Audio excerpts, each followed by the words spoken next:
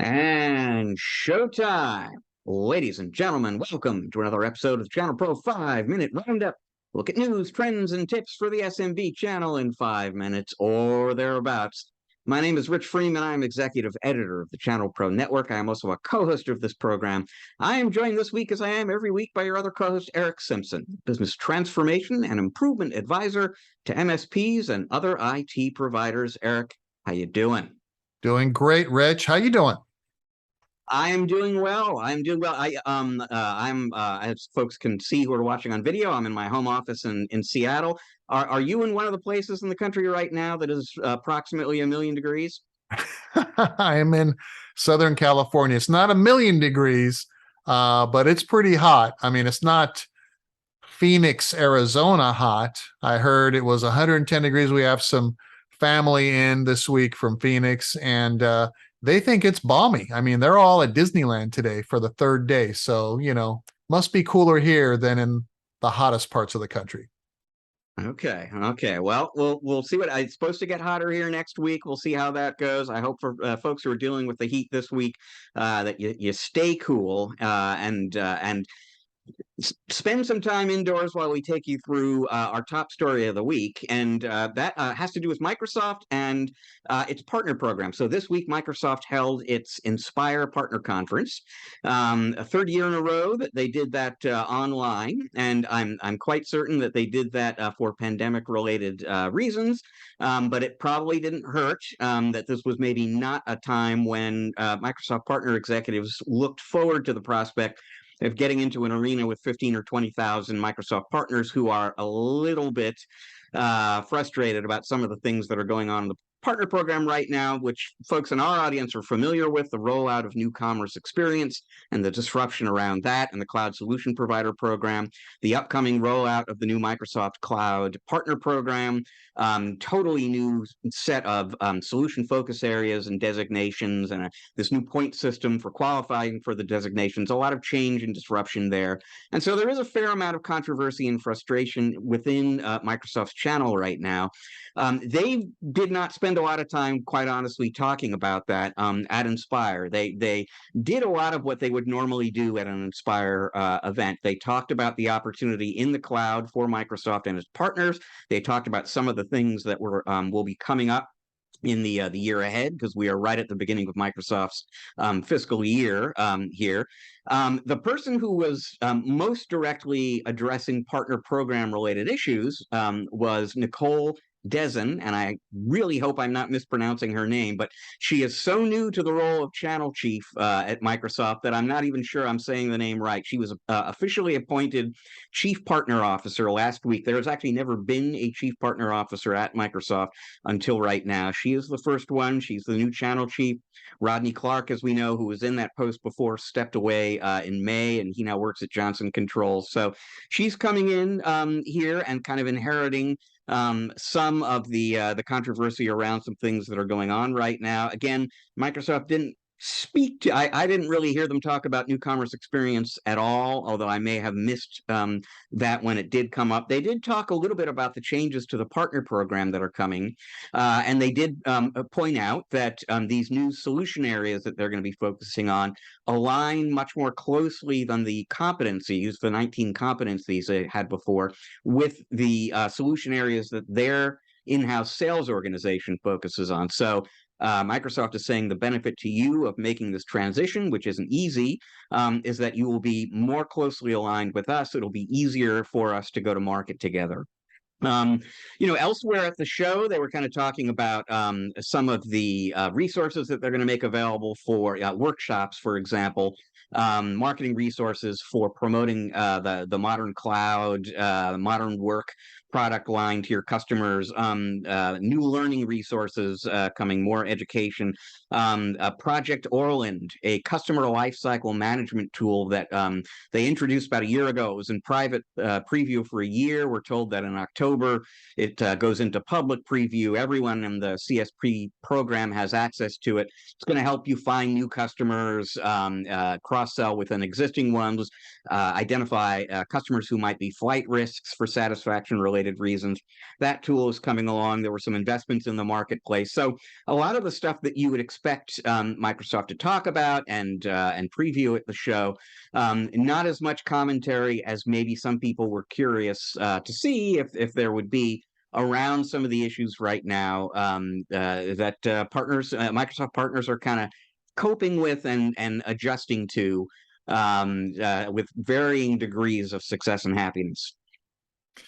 Yes, Rich, it's a much different Microsoft today than the Microsoft that, the partner program that we enjoyed as MSPs and IT providers in my MSP in the early 2000s. I mean, it is completely different. We were gold certified Microsoft partners. The worldwide partner conferences were the thing. It was a rich experience. And today it's interesting to hear the nomination or the positioning of a chief partner officer. And I'm certain that Nicole Dezen's inbox is being filled with feedback from partners, right? So they've got someone now that at least can address it a little bit more directly. I think the takeaway that I'm sensing from this reporting from you is, here's where Microsoft is going.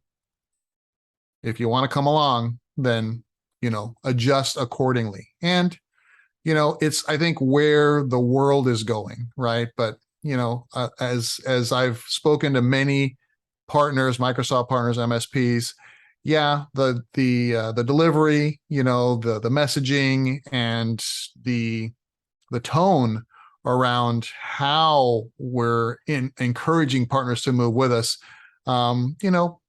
leaves something to be desired with some of these partners, right? I mean, we know we've got to move in this direction, but these changes are coming fast.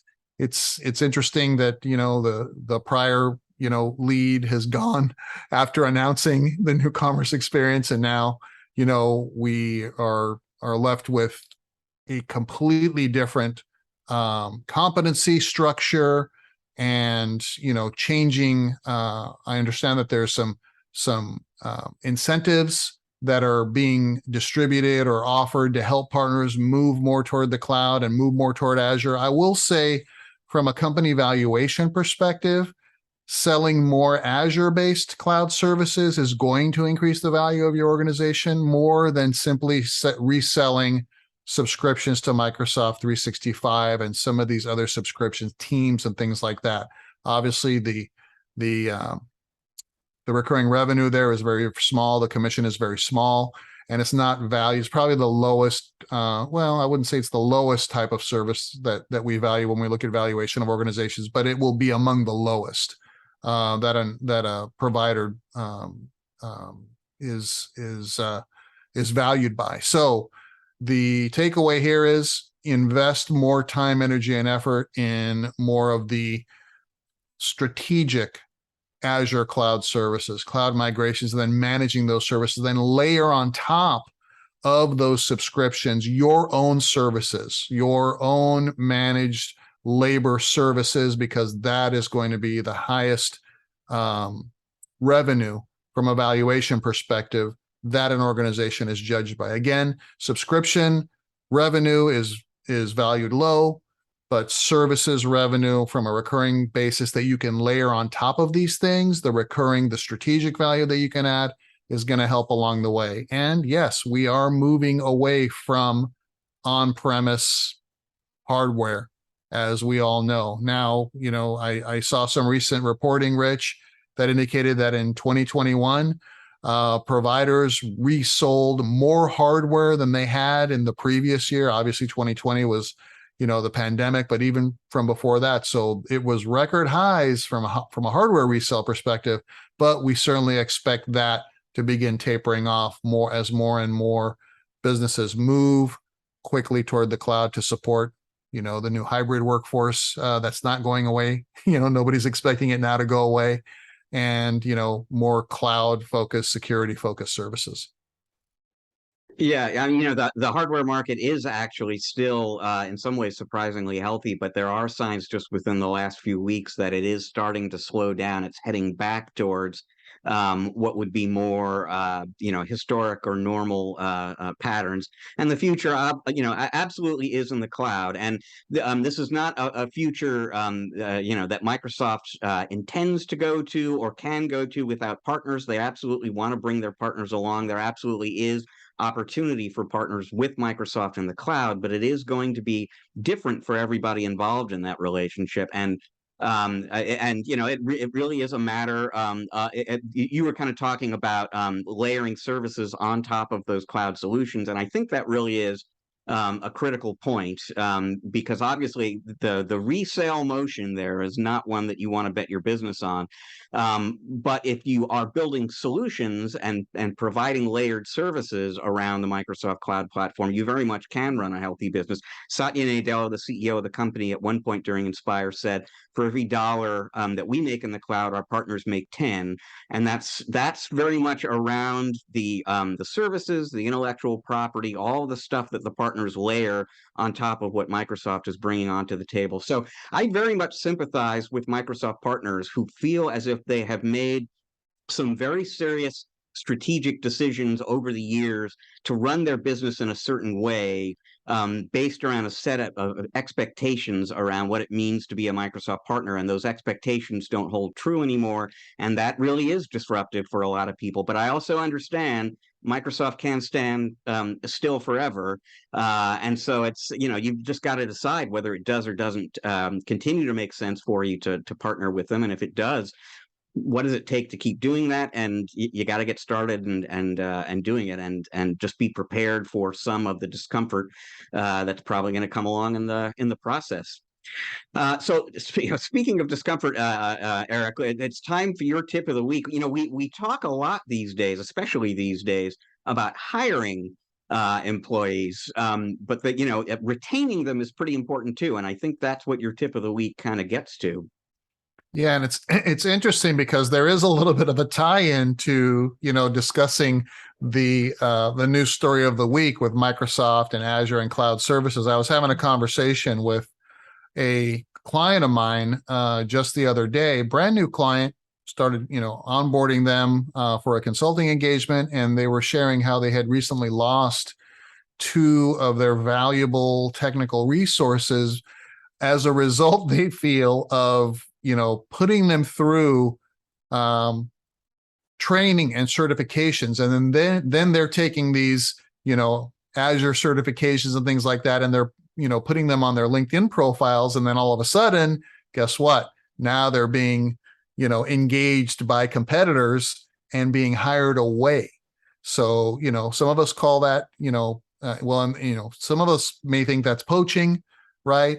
But at the end of the day, these employees have now gained a competency that is in high demand, right? Speaking of the Microsoft partners that are seeing the opportunity to layer more of these services on and looking for these resources that are in high demand. I mean, we know that cybersecurity, is in high demand, but also, cloud experience and expertise certifications are attracting offers. And so how the tip of the week this week is what we can do. How do we look at this phenomenon, right? That's accelerated tremendously, right? This, I think it's part of it is, a little bit of the, not so much the great resignation, but, folks now are being asked to, hey, all right, we're coming back into the office, back into, less work from home for you technicians and engineers. We want you back in.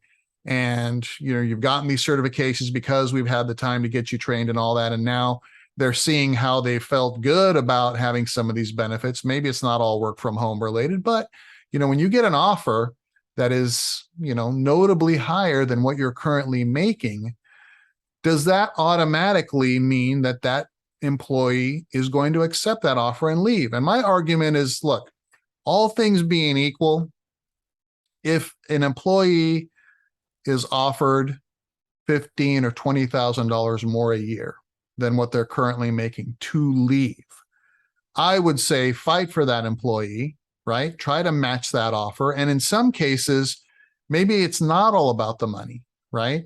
maybe we don't have to exactly match the offer, but we can come up with different things that, you know, the employee would like maybe you can work from home one day a week or something, or some other incentives, or put them into some training that they would like.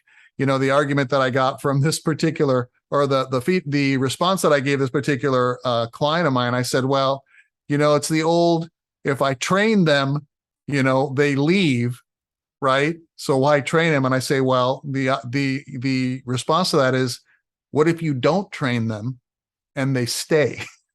Right? So, you know, there's always the flip side. But, you know, I look at this like straws on the back of a camel, Rich. So, you know, the clients that I work with, they come to me because they need some guidance and assistance in helping them improve their processes or optimize their platforms or their business strategy and growth and things like that. And in many cases, I come in and there's lack of process, right? Platforms aren't optimized and aren't integrated and configured properly. There's no clear delineation of roles and responsibilities. There's lack of accountability, right? Every business has these challenges at different points in their growth. But when an employee feels like, man, I'm coming in here and I'm having to do, you know, 18 mouse clicks to close a ticket, and I don't have a process on how to resolve things, and I have to figure it out on my own, and everyone's doing something different. And that mental fatigue that happens, right, where they don't see it getting better over time, can add these straws to the back of the camel, so that when all of that gets added up and then they get an offer that says, oh, 15 or 20K more, and we have all these things already taken care of, right? Because if I'm reaching out to someone and I want to make them an offer, I know every question to ask them, Rich. Hey, so are your processes all baked? Do you guys all follow standard process? How about your platforms? What platforms are you using? Are they integrated? Is it easy for you to do your job? Right? I know the questions to ask. So my guidance is, look, take care of all that for your staff, right? Get those processes baked. Optimize your platforms that you're paying for, and integrate them, and make it easier to leverage automation so that the technicians can actually do what they love doing, right? Deliver great technology support, solve problems and things like that.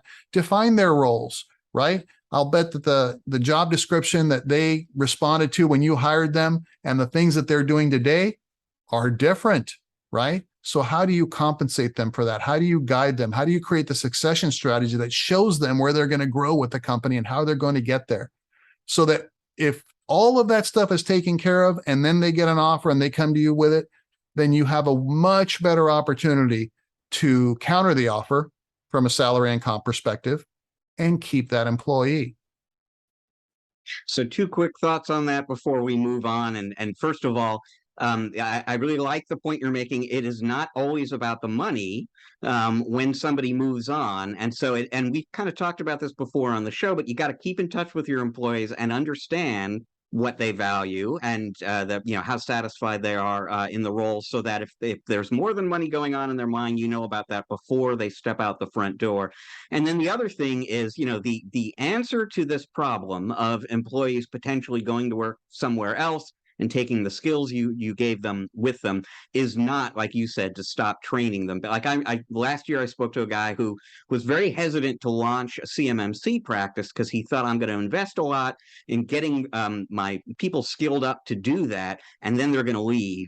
And that's not the answer. Holding your business back is not the answer. Like you were saying, there are other ways to address this, and you got to look for those to make sure that you're sticky, not just with your customers, but your employees as well. Here, Well, here. that leaves us with time for just one more story here, folks. And have you ever known someone, Eric, the kind of person who pulls a carton of milk out of the refrigerator, sniffs it, and then holds it up to you? Smell this, because it really stinks. Like, this is the person that you want, apparently these days, to bring with you to the Cincinnati Zoo and Botanical Garden, because they have, and I won't even attempt to give you the official name of the species, but it is a plant, a very large one, unofficially known as the corpse flower. This is actually one of the world's largest and rarest flowering structures, I'm quoting from the zoo's Facebook page here, it takes 7 to 10 years for one of these plants to gather enough energy to bloom, and they think they're right at the edge of blooming here, folks. It only lasts for 24 to 36 hours when it happens, and when it happens, you discover why they call it a corpse flower, because the treat you're in for after waiting for 7 to 10 years is a flower that smells like death. So if you're in Cincinnati, don't wait. Keep an eye on this. Don't miss out on this opportunity to smell something horrible for the last time in a long time. Well, you know what, Rich?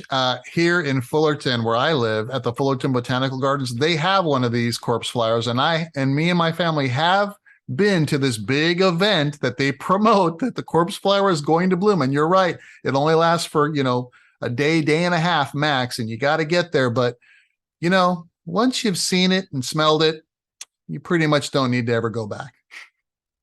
Take it from a man who knows, ladies and gentlemen. There is the verdict on the corpse flower. Folks, that is all the time we've got for you this week on the 5-Minute Roundup. We thank you so much for joining us. As always, we point out that this is both a podcast and a video these days. So if you're watching the video, but you're into podcasts, go to wherever you get your podcasts, Apple, Google, Stitcher, Spotify, you name it, you're going to find us there. Please subscribe, rate, and review. We would very much appreciate it. Your peers would appreciate it too.